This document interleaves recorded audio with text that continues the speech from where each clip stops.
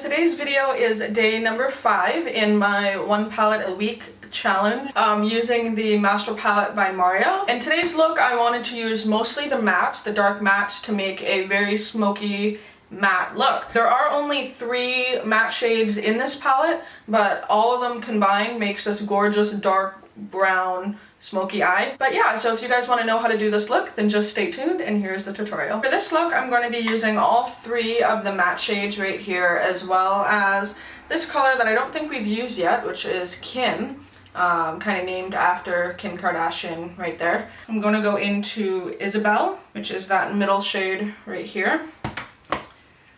And this is going to go right into my crease.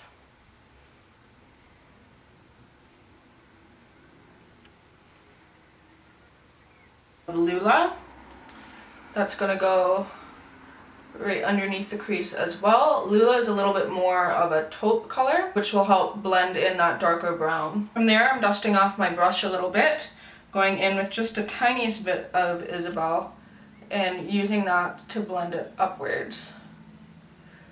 Very lightly diffusing it up onto my brow bone. Next up, I'm just going to be taking a small paddle brush and going into Violetta. Be sure to wiggle the brush into the powder and then really tap it off.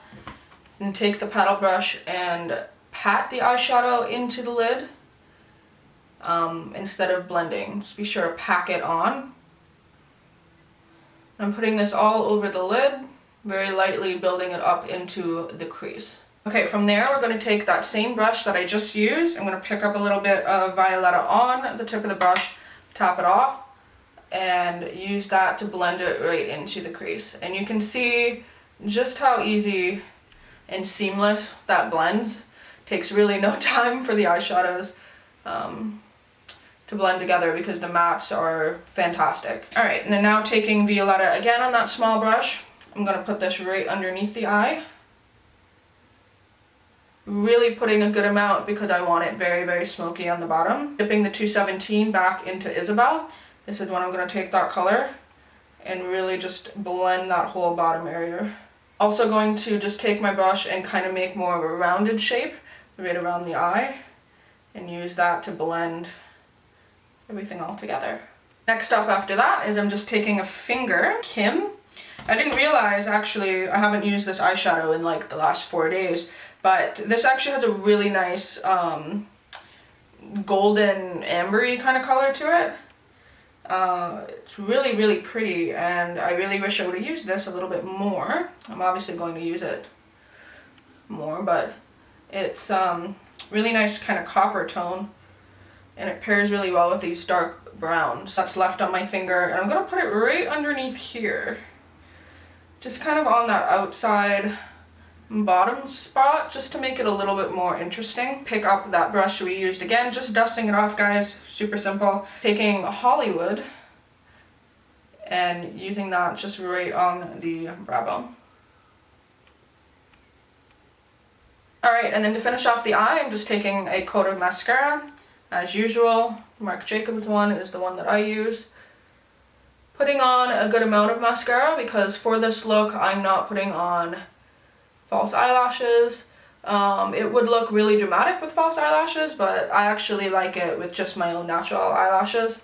That's entirely up to you what you want to do with that. And then also applying that right on the bottom lashes.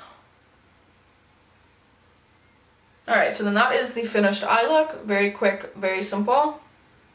Actually left this side of my face blank to kind of show you guys how I did this. Take a contour brush. I'm going into, what is it called? I'm going into Lazarus, which again is the top middle shade from the Shade Light Eye palette from Kat Von D. Going in a little more heavy-handed, especially when I have a dark eye like this. I like to really have that contour. Alright, so then once that's mostly blended, next I'm going to be doing highlight. I'm going to go into Jaclyn Hill, whoa, that's blinding, Champagne Pop. I like taking a brush that I can really buff that into the skin, that way it doesn't just sit on top. So I'm just going to take that highlighter and really push it into the skin. I like using Milani's Baked Blush in Luminoso. Just take a blush brush Alright, so then for lipstick, this is actually really funny, and I just want to be like straight up honest with you guys. I went downstairs to grab my purse because I'm like, oh, I keep most of my nude or like everyday sort of fall nude colors in my purse. This is the exact amount of lipsticks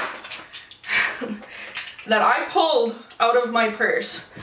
Just to show you, that was all in one purse. 7, 8, 9, 10, 11, 12. I have 16 lipsticks in my purse.